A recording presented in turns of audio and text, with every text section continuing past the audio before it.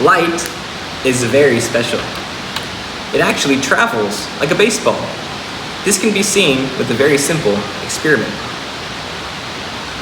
Using 3 pieces of paper, 1, 2, 3, and a small hole in each one, we can see that light travels in a straight line.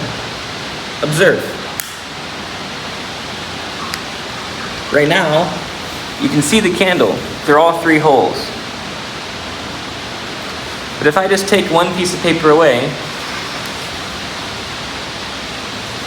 you can see it travels in a straight line.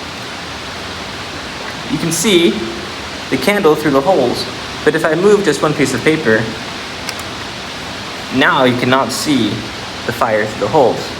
That is because light travels in a straight line. Just like that. Good job. Goodbye.